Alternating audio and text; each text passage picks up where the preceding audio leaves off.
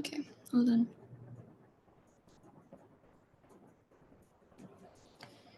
Preferred POIs audibly. Preferred pronouns are she, her. Setting up my timer.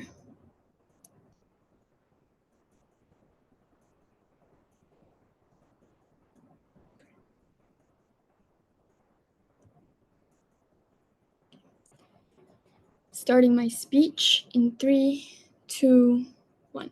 The problem with the current status quo is that not many people are educated on the current political system on Gov. We think that it is our obligation to ensure that every single individual is politically informed. Few bits of setup. How are we going to implement the test? Number one, this is an objective test to test on whether every single person knows what is going on with the current political and foreign affair and what is the policy of each political parties. Number two, assuming their performance is good on the test, they will get extra votes. We are not taking away the right to vote in itself. We are merely giving more votes for higher scorers of general knowledge test. So number two, how are we going to prepare the citizen for the test? It including syllabus on politics in every single school and encourages people through forums and discussions. So the goal here is to make the knowledge more accessible to the people.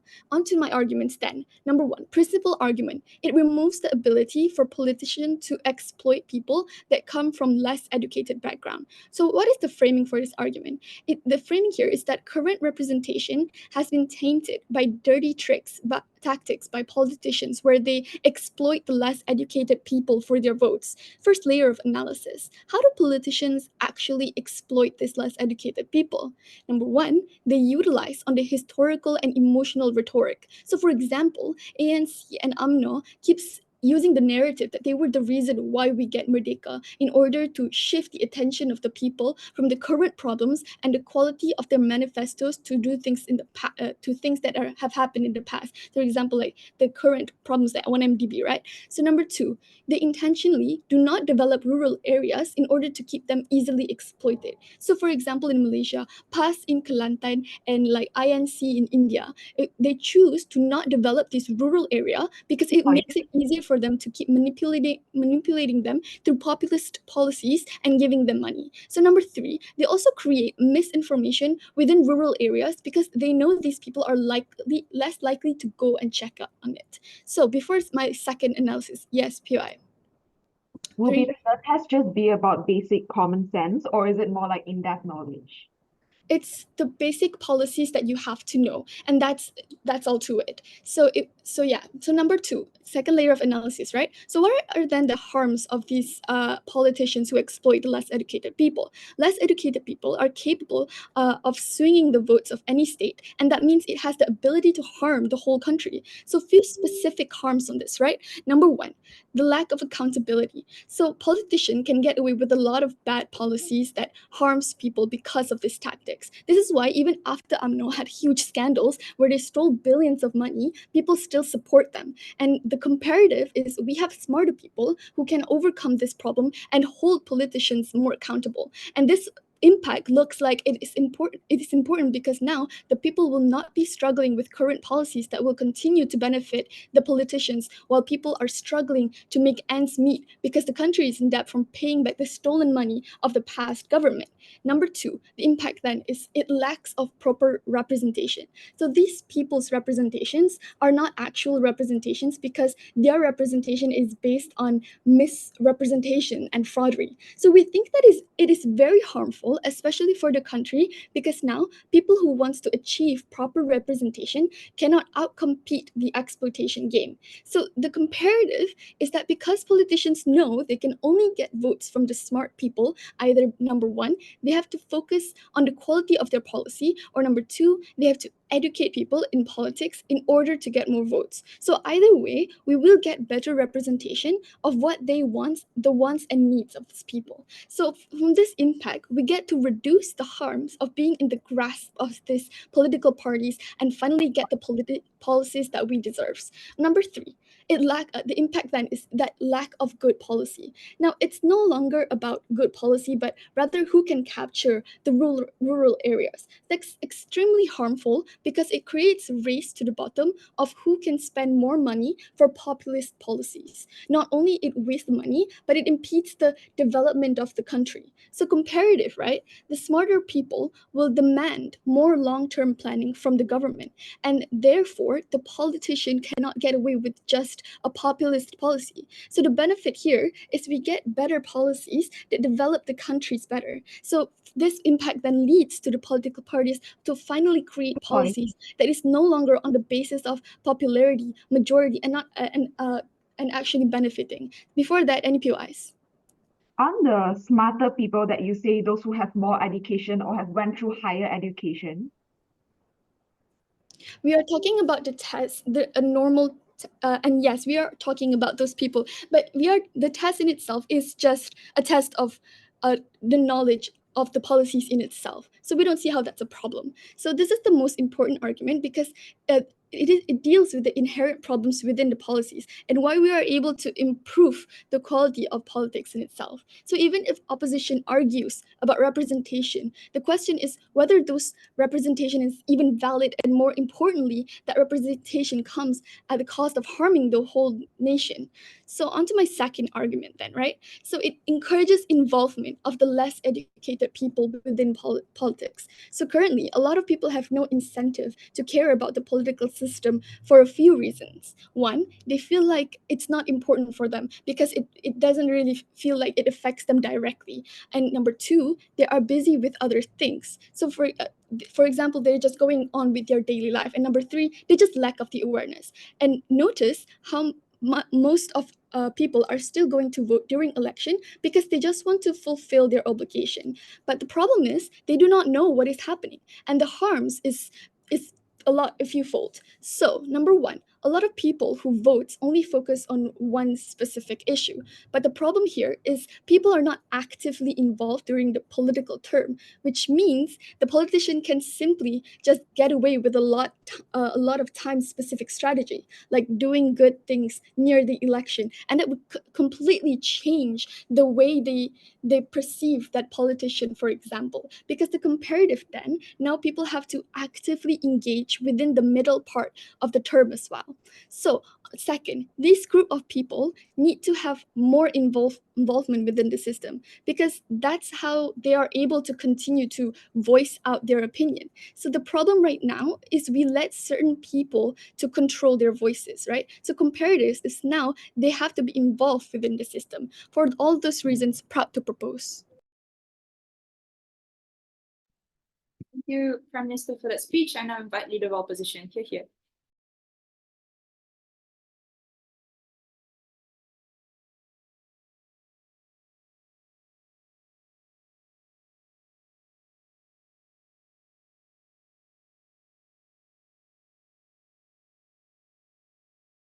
Hi, am I visible and audible? Yes.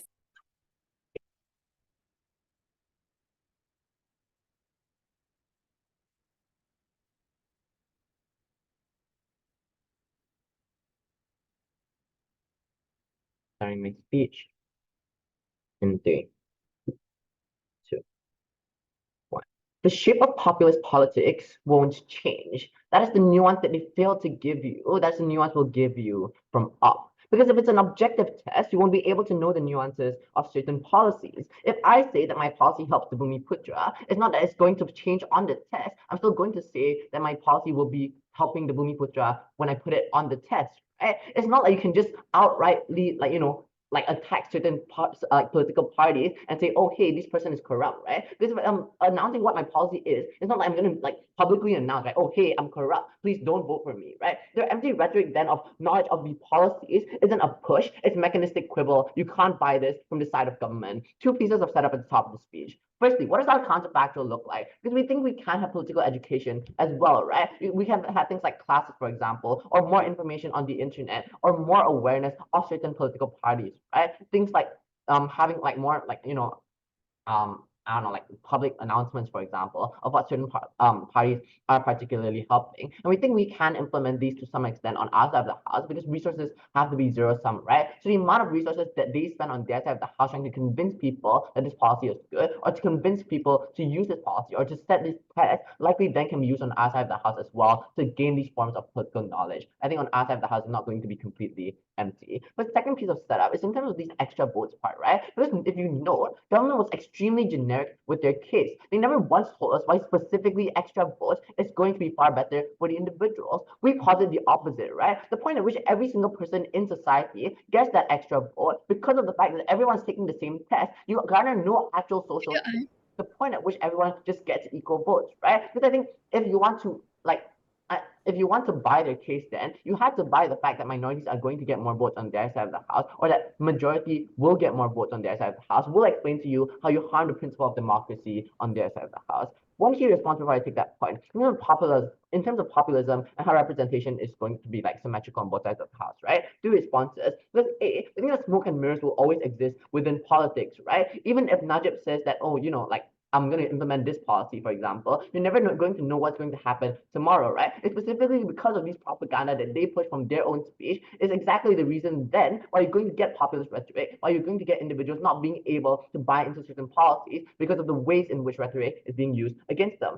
Second response is that we're really then unsure what exactly these tests are going to look like on their side of the house, right? Because either it's one, too hard so that people are actually educated about these tests, or two, it's too easy so people are like not going to actually learn anything, right? But no, we'll tell you later on then what is exactly the harms of their counterfactual in terms of like what exactly happens if it's too hard and whether or not you're actually going to garner any form of social change, right? But lastly, it's in terms of subjective preferences, right? Because I think individuals in society have subjective preferences and therefore representation will always be subjective anyways, right? That means if someone wants short-term change but some other person wants long-term change, then that's going to be something that they disagree upon, right? That's a whole like premise of politics. It's not just that, oh yeah, short-term change is going to be harmful for the rest of society, for the entirety of society, right? And even in the worst case scenario where you don't buy any of this analysis, their case is extremely dependent on somehow getting all of these mechanistic changes for you to actually get to that form of like actual social change. We explain to you how they don't work on our side of the house. First argument then, in terms of the right to vote, right? A few layers under this, but I think it's a basic principle that all individuals deserve an equal right to vote within any functional democracy, right? The point at which certain individuals are devalued respective to other members of society, that is the point then you fail democracy. Because we think that the point of democracy is to protect individual freedom and individual rights, right? We think the priority then is for you to actually ensure that each individual within a particular state has equal access towards the ability to vote. I think on their side of the house then, the point which you give like differences in the amount of votes that individuals can get, likely then the individuals who can't pass this test are not going to get equal votes because they can't just be that everyone is suddenly going to pass this test. There are going to be people who fail this vote. I think that is the point at which then on their side of the house, they harm democracy. We think then it's a violence to strip away their form of self-defense, right? Because the point of vote, like this voting, is then made meaningless if your vote is like essentially silenced, right? We think utilitarianism then could never be the metric that they stand upon because then you could just like push for some sort of like benevolent dictatorship, for example, right? Instead of democracy. Because if you want a utilitarian outcome, if you want the best benefits for every single person in society, there's no reason then for you to like purely push for democracy. And the point of democracy then was that it's a means to achieving autonomy and individual liberty, right? The end goal was never to have a perfect world for everyone. The end goal was to recognize the rights of every single individual and to ensure that they're equally represented within any particular society. I think there's one that on top of this, then there's the intuition pump, right? In terms of why exactly the state then owes this obligation to the people for premises under this. Firstly, the state restricts our freedom through its laws, right? Things like how you have arrest, for example, or taxes. These are things that apply to all individuals under a state that the state implements onto individuals like by a way of restricting their freedom. But two, there's also no consent then to this restriction, right? Because you could not choose where you were born, and there's no way for you to then opt out of the state, right? You can't just go to like some unclaimed land on Mars, for example. Thirdly, I think that since the state then violently restricts your freedom through its laws, you then should have the ability to restore your freedom by allowing us then to democratically shape the nature of these laws, right? We think there's a reparative obligation that the state state owes to the people. We think then on top of this, because of the fact that each of us has different conceptions of a good life, you then have to reflect the subjective preferences of all the citizens by having an equal vote, right? Therefore, true democracy is an absolute right. The point at which this obligation is built on their side of the house is the point at which you implement this policy. Before I go on, I'll take the point. Yeah, your counterfactual is basically running on status quo because you say that you're going to educate people, but how is there going to be an incentive for people to actually learn about the current political system? I think you don't need the incentive, right? Because I think on both sides of the house, it's fine whether or not like individuals are going to be able to like opt in or not, right? I think on our side of the house, then you don't force individuals into this, right? You don't strip away the rights of certain individuals and give them to other individuals for the sake of other people learning about it. We think the point at which you do so, you fail your obligation as the state, you fail the rights of the individuals, you fail their individual liberty. That's something that we're not willing to stand for. Let's talk about the second argument then in terms of inequality, right? Two things under this. A, we know how wealthy individuals have information asymmetry, right? We think that they generally just have better access to information, right? Three things under this. A, they have better education, which likely means they understand more things about the political system. B, they have more time or capability, right? They have time to attend things like political clubs or political classes that they want to push on their side of the house, right? We think on our side of the house, the poorest of the poor don't have time to spend going to classes. That's why you need things like, like public banners, for example, explaining what policies mean. But lastly, it's in terms of access to resources, right? Because the people you see, the people you talk to, etc., are only accessible to the rich, right? Even The Economist has a paywall. We think the rich are the only individuals who are able to access these forms of information. The point at which then this is only allowed to the rich, this enhances our principle then because you only give these rights to the rich, you give them more votes. For those reasons, you had to side with all.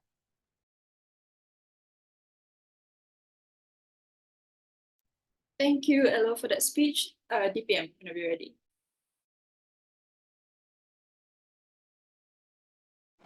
Give me a minute. I'll just set my timer. Okay. Sorry, my speech in 3, 2. Oh wait. Okay. Sorry, my speech in 3, 2, 1. Panel, last election cycle, my friend voted for a local politician solely based on the fact that he was good looking. She didn't care to read up about any political manifestos. She just knew, I don't really know anything, but I know he's hot. Is that the kind of voter you want to be having the same kind of vote as someone who's read up about what the local political manifestos are and what they stand for?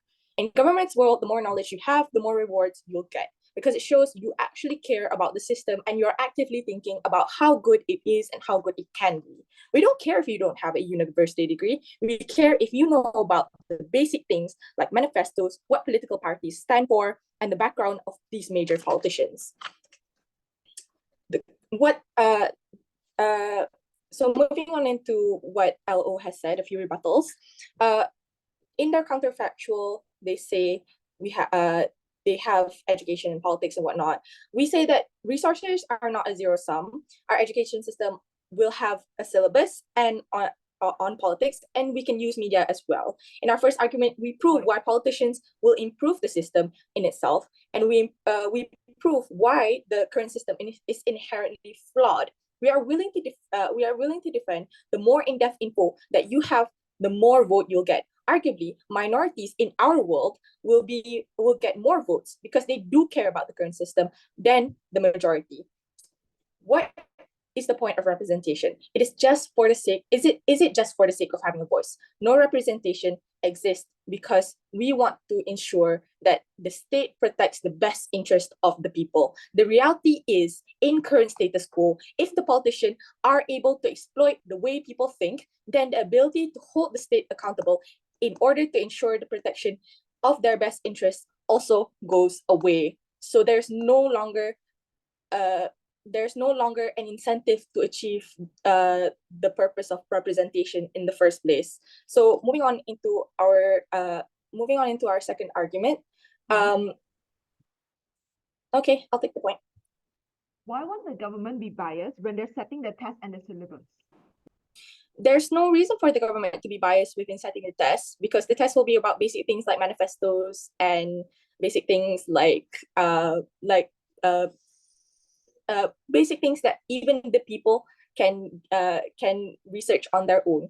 If they think that this test is biased, then it's easily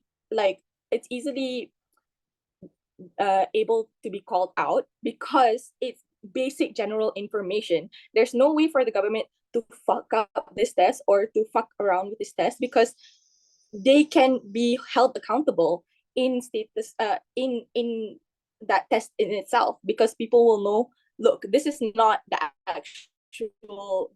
actual history. This history is public knowledge. So moving on to second argument, it encourages involvement of less educated people within politics. Currently, a lot of people have no incentive to care about the political system for a few reasons. Number one, they feel like it's not important to them. Number two, they're busy with other things. And number three, they just lack awareness. Notice how people are going to vote during the election because they just want to fulfill their obligation. But the problem is they don't know what's happening, and there's a few harms to this. Two major harms to this. Number one, a lot of people who vote only focus on one specific issue. But the problem here is people are not actively involved during the political term, which means politicians can simply just get away with a lot of specific strategy, like doing good things near the election. The comparative is now people have to actively engage within the middle part of the term as well. Number two, this group of people need to have more involvement within the system because that's how they are able to continue to voice out their opinion. The problem right now is we let certain people to control their voice. The comparative is now they have to be involved within the system. Now, a point to weigh this, we get more people to voice out and invoice the discussions because they have to ensure that their vote is high. This is far better than opposition because people who can vote, the people who don't know anything and the people who do know things both have the same amount of vote. So it means that true democracy can't really prevail because the people who care about the system don't get their voices shown properly. So why is accountability in our side true? Number one is because of three factors. It holds the voting candidate in itself accountable to know more and care more about the cause of current affairs. Number two is political parties cannot pull tactics, i.e., making policies that are not realistic. And number three, political parties cannot spread their indirect biases on other parties or thinly veiled policies that actually lead to discrimination. Why is this important? Because the impacts of this then look like, number one, unrepresented people or minorities will be able to get the change they want to see in the world, since they are able to get more voting rights by scoring well on the test. Number two is not only the people who are not minorities have a better grasp at what the minorities go through, because answering the test that proves your knowledge of different policies, you are able to compare and contrast within policies that may be one-sided. Number two, on to why this is on impacts, it enhances democratic participation within people. Number one, it helps counteract the false or misleading information. And number two, it makes people demand more transparency and honesty within so that it can lead to more change, more real change, and an actual policy that can be realized. In terms of time, we provide the people with a more long-term solution. So before that, POI. Can't POI at 6:20. Okay. Moving on to third argument is the merit-based representation. Similar to how individuals must represent knowledge and competence to obtain certain professional licenses or certifications, this system ensures that voters have a large understanding of the issues that they are voting for. So citizens that demonstrate this knowledge on current affairs are more likely to be to make more informed decisions at the ballot box that lead to better governance outcomes. Why is this important? Number one, it allows for competent decision making. Number two, it reduces corruption. Number three, it promotes diversity. So what are the impacts of this? It improves governance overall, and it strengthens the democracy within the country. And number three, it increases representation of diversity in politics. Why is this true? Number one, competent decision makers allow for there to be competent and qualified leaders in positions of power. With that, I end my speech. Thank you for that speech. I now invite Diallo to here.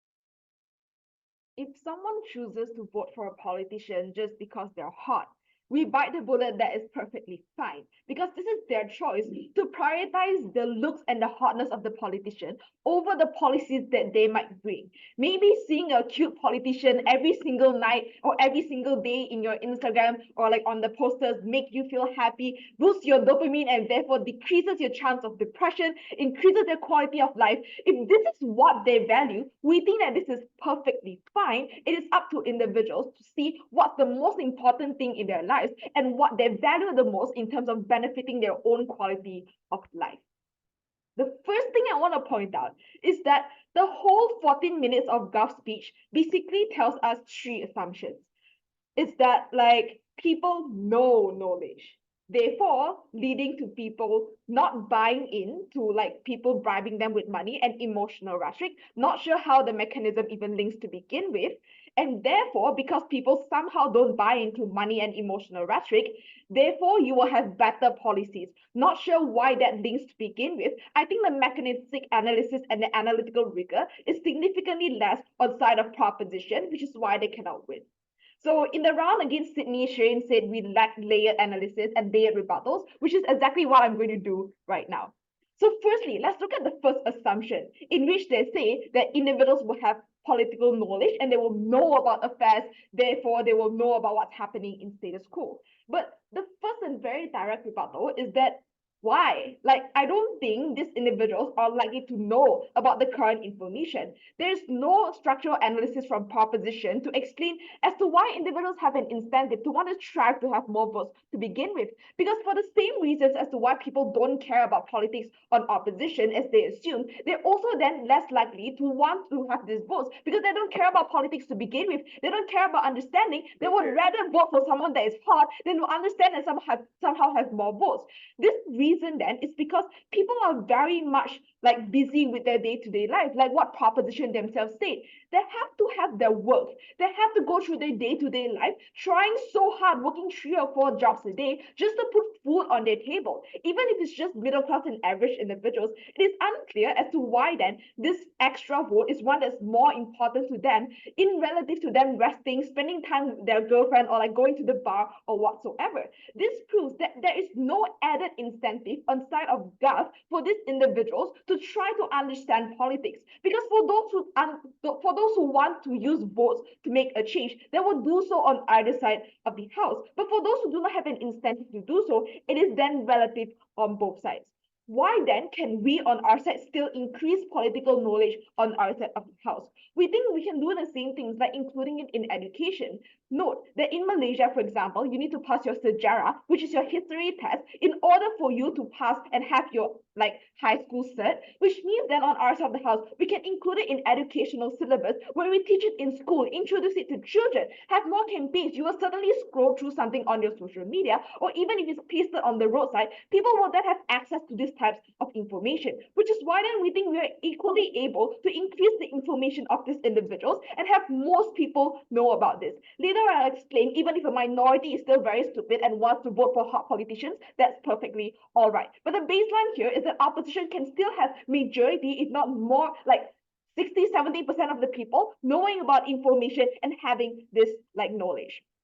The problem here is that like even if people do know about this information outside of Gov, we don't think you have enough nuance to be able to make informed decisions anyway, because knowing about the policies is generally common sense. In Malaysia, we know PAS is conservative, we know DAP is more liberal to a certain extent. You will generally know what the Democratic Party is and what the Republicans do, but you still cannot ask about like things like corruption, which politician is corrupt, which politician has a secret agenda behind their back, because these are not objective knowledge, but are things that you absorb from news and absorb from general information, which is why then even if at best you do know about current affairs, you know how the political system works, you're still unable to vote for the person that is best for you. This goes to the second part as to why then individuals are still like to buy into emotional rhetoric, even if you have in-depth information or even basic information, objective information about this.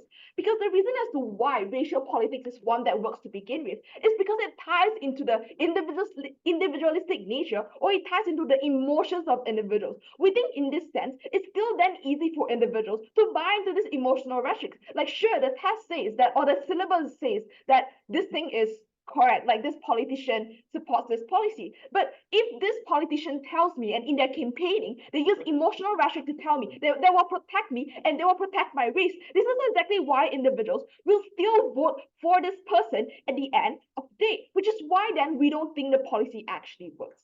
Let's tackle the last part of their case then, to say that because people don't buy into money and like emotional rhetoric, which is why then you will have better policies. I think it's worse. This comes down to what Ethan already told you. You have to note that rich people, or those who have more time to spend in this education, or like more time to read about it, higher education, increasing the literacy, increasing their access to be able to digest and understand this information, is one that means the rich are those who are likely to score higher in comparative to minorities. Even if minorities have an incentive to want to like learn more, it is then a structural barrier for them to be able to do so. But we think minorities on both sides will want to learn more about it, so we don't think that's something that's comparative here. The problem here is that if rich people are the ones who are more likely to score high, this means that a lot of the policies is one that's likely to cater to these rich people to begin with. This means that the politicians have an incentive to tackle those who are more likely to score high on a comparative. So even if some rich poor people can score high, but it's a lot easier. The threshold is a lot easier for rich people to have higher scores on the ratio, which is why then this significantly skews policies even more to benefit and target the rich people even more, or the educated class a lot more, because these are the group of individuals who are likely to have more votes and therefore increasing the voter power of these individuals. We think this then harms the poor people a lot more aside of proposition. The last part of my speech is to bring back what Ethan said. Because even if everything proposition said is true, we don't think that's important. Because insofar as individuals do not have an equal vote and is then unequal, we think this is the principal violence of the state against its people. Because note that no matter you are stupid or smart, you then generally still know if your local area is doing okay, if you know that if you're starving or not. But when you strip this away, you strip away the only means of self-defense of individuals against the state, and in comparison to some imperfect democracy, we think this is that violence that harms individuals and is something that we will never bite this bullet. We think this cannot be traded off. For these reasons, you have to side with opposition. Thank you for that speech. Now inviting Governor Pierre.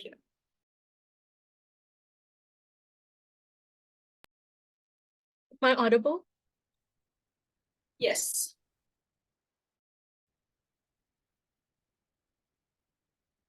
Okay. Give me a moment to set my timer.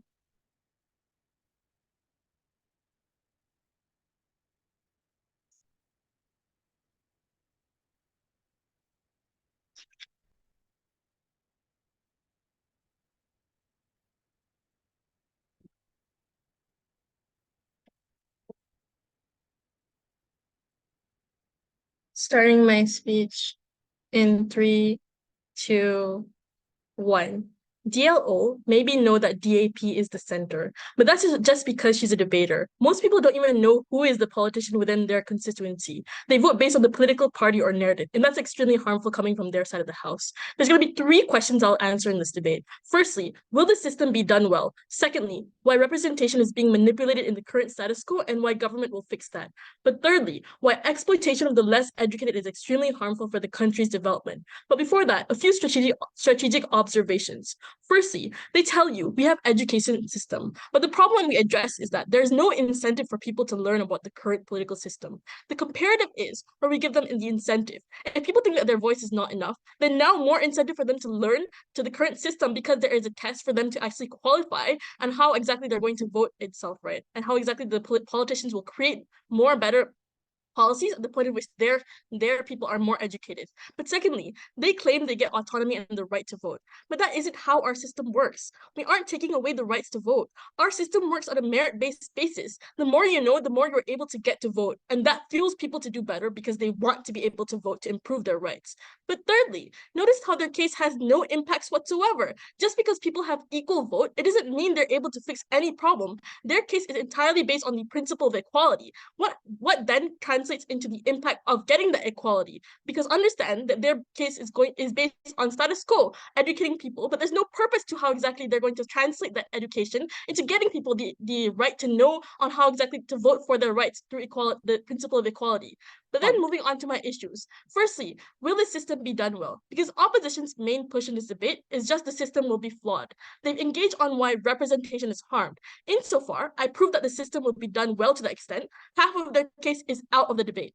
Firstly, other political parties also exist, which means that they will also actively will argue about whether the system is being done well or not. But secondly, how are they going to exploit the system? Because that's literally their biggest push to us. It's literally you just doing a policy. Do you like, for example, if a person knows like what would happen if inflation happens, or how exactly our relationship with China is. It's literally just a simple factual question that is based on common knowledge. You can't manipulate common knowledge at the point in which it exists every single place in the internet and exists in every single place that's going to be taught in schools itself.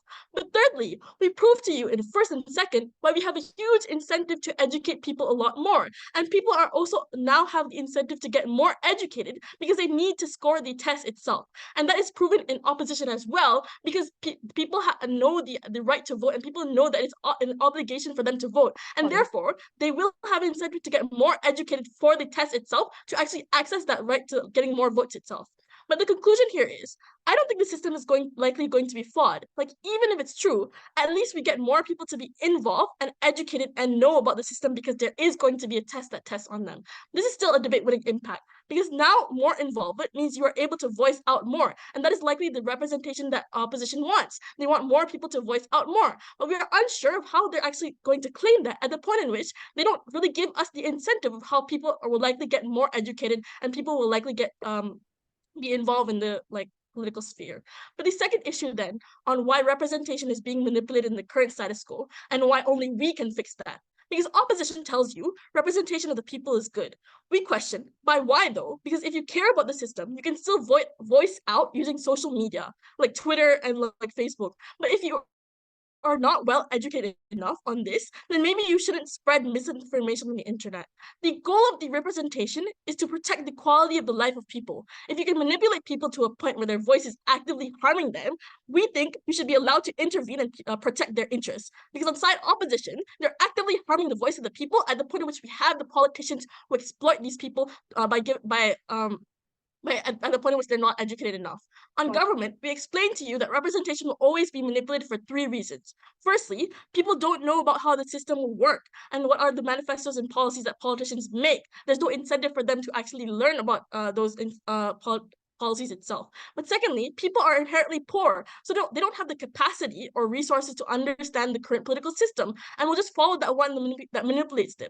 This is symmetric, but the difference here is on up, they will continue to be poor because politicians will continue to not develop rural areas to ensure that they can secure and manipulate these voters. On our side, we're able to ensure that voters are more informed, firstly, by including an incentive for people to educate themselves through the reward system. But secondly, now information is more accessible because you will have to take the test, and therefore people will share information on how to score the test. This is feasible because notice how voting is an obligation, and just like opposition says, people will continue to vote, and therefore it is likely that they will try to understand to ensure they are able to vote. But thirdly, third issue then, why exploitation of the less educated is extremely harmful for countries' development. Before that, I'll take a POI. So why won't the rich have an incentive to want to score high as well? All right. So on firstly, understand that rich people also want to vote to fulfill their obligation to vote, and it means that they want to vote for better policies that don't also harm them, like being under the corrupt government. Opposition, going into the third issue, opposition claims to tell you that poor people will be left poor if people have extra vote. That's a testament on how they ignore ISA's analysis as to why status quo, the politicians just abuse their weakness and vulnerability. We explained how people, not only politicians, can no longer get away with populist policy, but rather they need to get policy that fixes the problem in order to get elected, because only the people who can see through their bullshit can vote. That's inherently a good thing because we get better quality policy. They don't prove any incentive as to why politicians on that side will have the incentive to change. Let's weigh the claim. Maybe lesser poor people who can vote lesser poor people who can vote, but I think their vote is the one that is manipulated. This has the ability to harm the whole country. Few specific harms from this. Firstly, the lack of accountability, because politicians can get away with bad policies that harm people because of this tactic. Secondly, lack of proper representation. These people's representation are not actual representations because their representation is based on the misrepresentation from the politicians that are likely to exploit them. We think that is very harmful, especially for the country. Now people who want to achieve a proper representation cannot outcompete the exploitation game. Thirdly, the lack of good policies. Now it's no longer about good policies, but rather who can capture the rural areas. That's extremely harmful because now you have like more people who spend money for populist policy rather than spending money for better policies that improve the country. Even if you don't buy our comparative, we get better policies. This harm is already huge and debate winning. We take this debate. I thank the graphic for that speech. Now with here.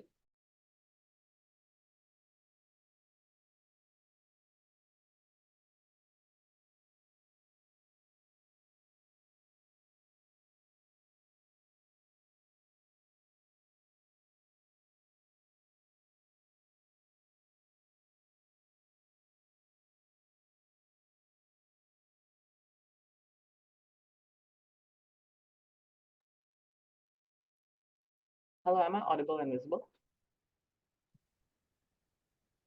Could you speak one more time? Am I audible and visible? Yes. Okay. Just be sure to not be too far from the mic.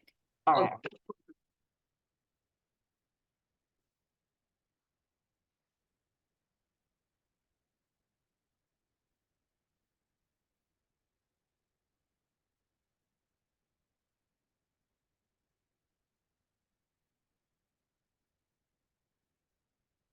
I think side of government loses this debate from their setup itself. Let's just point out a few flaws from their mechanizations, right?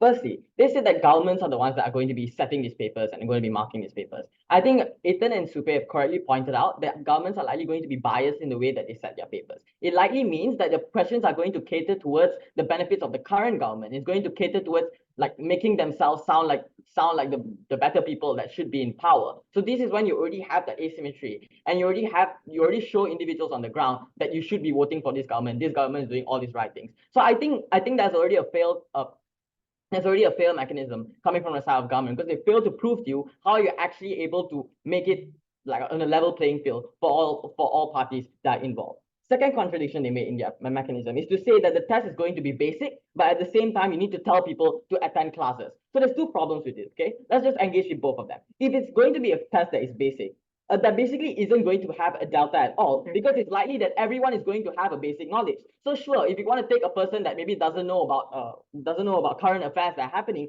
we tell you it's fine, because they're still likely going to know what their current government is doing in their area. For example, if they can see that their roads are being tarred, or if they can see that they're developing rural areas in general, that's when they can already see that the government is doing something. So I think that form of basic knowledge already exists to most people in status quo. Therefore, I don't see why a basic test is going to actually help anyone at the end of the day, because I think it's just a waste of time, it's a waste of resource, and it's a waste of a lot of things. And let's just take it in the other case to say that the tests are actually going to be something that's hard, it's going to be something that's complex. I think this is going to have a bigger problem, because how are you actually going to fund your classes now? How are you actually going to be able to give this accessibility towards individuals on the ground? Because sure, maybe your privileged individuals will be able to pay for those classes, or maybe you'll be able to maybe they'll be able to like learn more because they have better resources and such. But I think you have to prove those. Why is it likely that you're able to just give poor people and give rural people from rural areas this accessibility towards those resources? Because I think they fail to do so because they fail to account the amount of money required for that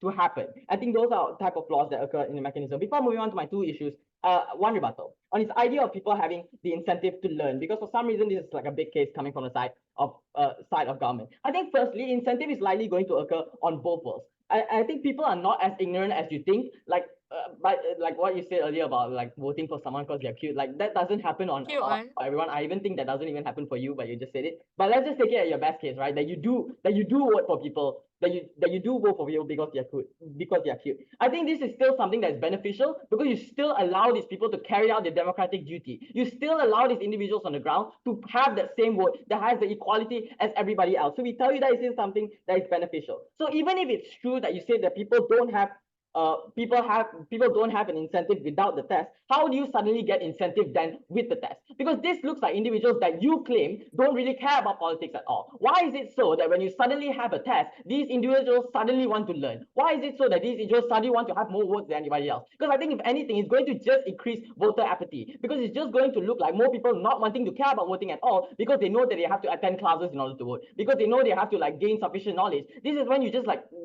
people just don't care about voting even more. Like, if you have to prove to us why is it so that if they don't have incentive without tests, why would they suddenly have incentive with the test? Because if they never cared about the politics to begin with, why is it so they're likely to care about it now? Moving on to my two issues, but before that, any POIs?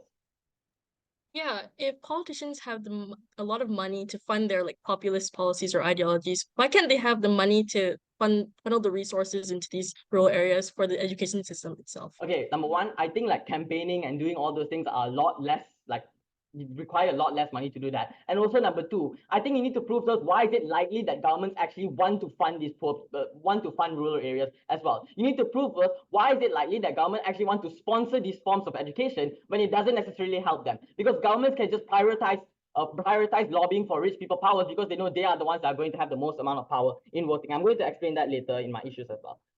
Moving on to my first issue, right? On which side actually gets a more accurate representation. In the world of government, the people that you protect are going to look like privileged individuals who have the most amount of access to education. This means that vulnerable individuals from rural areas are likely going to be more harmed because of the lack of resources they have to triumph over those rich individuals, to triumph over privileged individuals. And this is where the principle of it from Ethan is very important, because even if it's true that you still somehow elect the best people in charge, you strip away the principle of democracy in and of itself. You literally take rights of these individuals away. It doesn't matter whether or not these individuals doesn't know what's going on, but we tell you that it's still important that they get to vote, and they get to make a change. The fact that your government, under the side of government, wants people to actually pass the test to just carry out their rights as a citizen, we already tell you it's already a big enough harm for them to lose out in this debate, because we tell you that it's very important to protect the duty of these individuals, because the mere fact that they do live in that state, they do live in that country, already shows that they deserve a right to actually vote, even if it means that they don't have as much of a knowledge as a privileged individual has. That's how we win on the principle. Second issue, on the idea of who is better to make better policies, and I think this is more of a practical outcome. So they talked about competent decisions, but they never actually explained to you how exactly you're going to get competent decisions. And I'm just gonna break it down for you, right? In Gov's best case, you're just going to have everyone who has take it in Gov's best case, everyone's going to have the highest amount of education. But then you have to prove to us why is it likely that you're going to have everyone on the level playing field? Because obviously you're going to have privileged individuals getting the most amount of education. What this also means is that your rich individuals are one that are likely going to score higher in your test. The individuals with the most amount of resources going to have the most amount of voting power. This also means that your government is going to likely cater more towards these rich individuals, because they know that if they cater towards them, they will get the most amount of votes. This looks like prioritizing developing urban areas. This looks like cutting taxes from rich individuals, because they know those are the type of people that they need to keep in their support, because they don't really have the incentive to care about the individuals in rural areas, because they don't have the amount of votes that the people in urban areas do. So I think this issue is very important. I think we win out this clash as well, because when we tell you that we prioritize development in every area, we tell you that it's something that's beneficial, and we don't want to just and we prevent the idea of focusing on benefiting privileged individuals, because those are not the people we want to protect. We want to protect the vulnerable individuals, and we want to ensure that they still have that right to vote. We want to make sure that they still get to fulfill their purpose as a citizen, and they want to get the best policies for themselves. For all these reasons, go with opposition.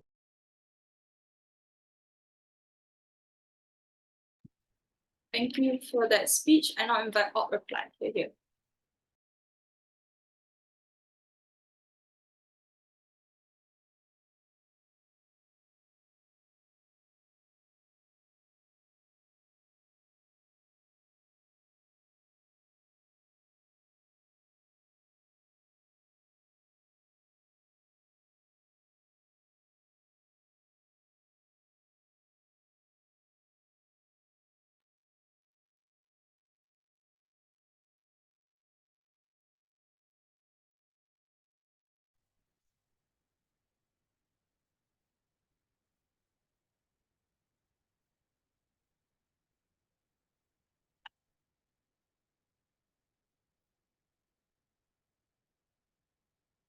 if government tells us that some people will not learn because they're too busy with their day-to-day life, because these are poor individuals who do not have access to resources to learn, which is why they're easily exploited.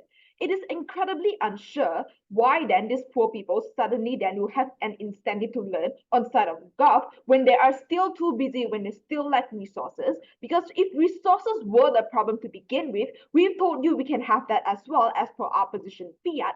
If it's about the accessibility, I think we can also have standardized testing in classes and in the education system, or it can already be included in the syllabus. It is unsure as to why then there's a significant increase in the incentive of people to learn on side of Gov. This is really, really important because it comes down to the baseline like assumption of side of Gov and what makes or breaks their case. Is it easier or require less resources for these poor individuals to score high or not?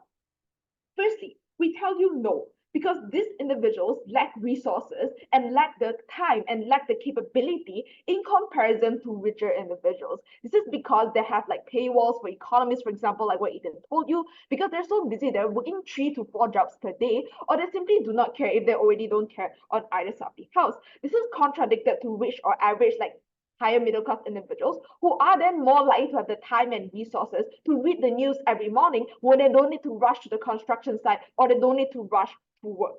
This received no response coming back from side of Gov.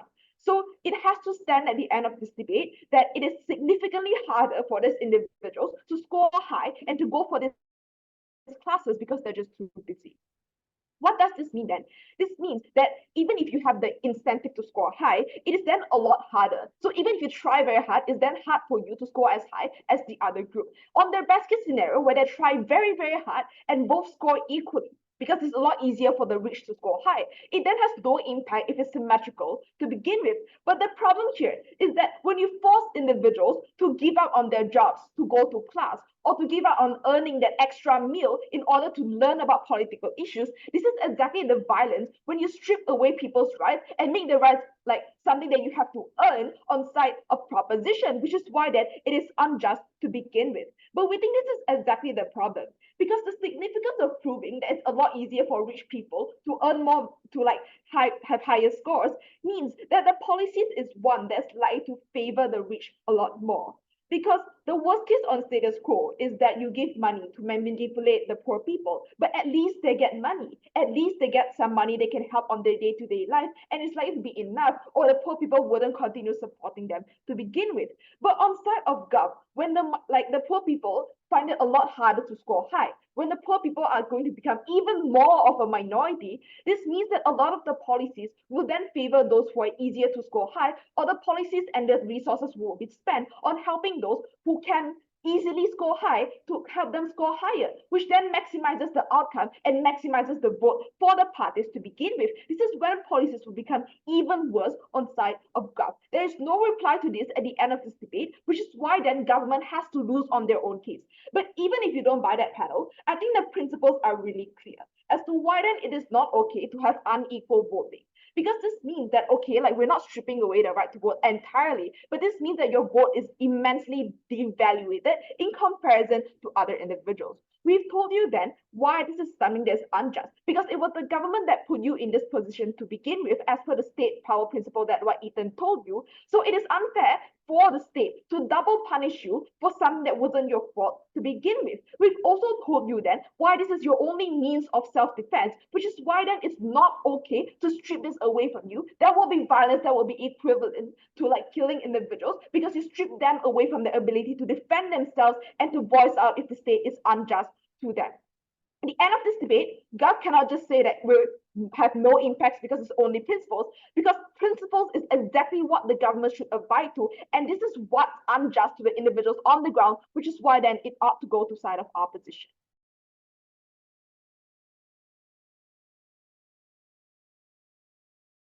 Thank you for that speech. Now for the last speech of the round, Dr. Black.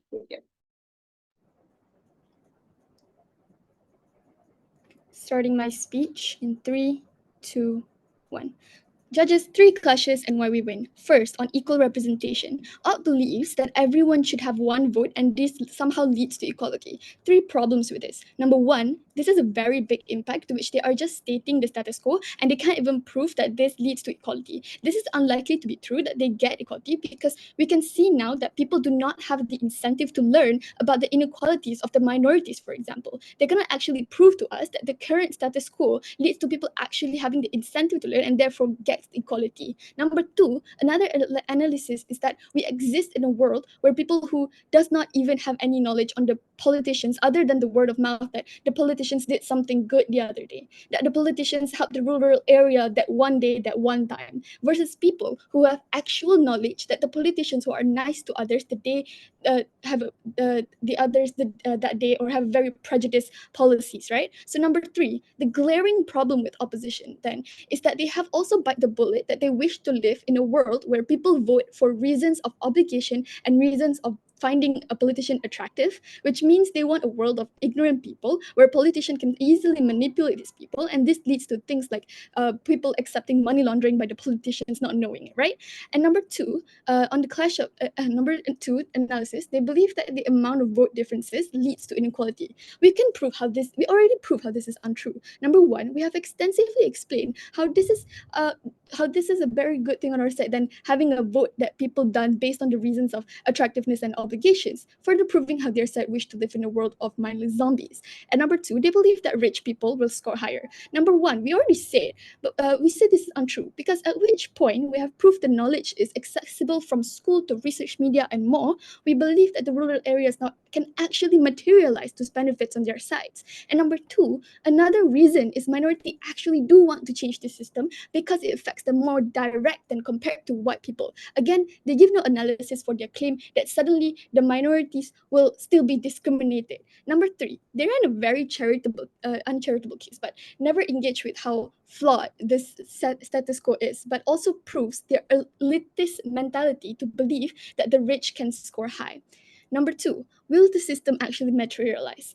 Our main push is there are faultiness of our policies. They push to us about biases of the test, and this is unlikely to happen because number 1, the tests in itself have been mechanized from PM to whip, that it's just a test of general knowledge on policies. So at which point UP just points fingers to us and cherry picks this to say that it is biased, but they didn't even actually prove how the biases will actually materialize. So another claim they made was the marking in itself will be biased. But at which point we already told you that it is an objective test, meaning there are rights and there are wrongs. So what exactly can be biased here? So we never know. Again, they never proved it. So number 3, the incentive to learn and which side occurs the incentive to actually learn. So they believe that by knowing about history in school it's enough. So this is unlikely to be true. Why? Because number 1, the current affairs changes every day. We can see the current status quo now of the far opposites of people on the right side who, for example, they know about Parameswara, for example, and then the other side where people know about the money scandal that have actually happened. So therefore, our mechanism actually leads to involvement. So why is this a good thing? Because now, instead of just obligating people to pass an SPM test on sejarah on history, which actually is an outdated things on the policies and doesn't actually help people in voting. So it actually leads to this people. So our mechanism is actually better. So few specific harm for this is that it lacks the lack of accountability. We have proved to you the lack of representation. We have proved to you the lack of good policies. So for all this reason, vote Gov. Thank you, everyone.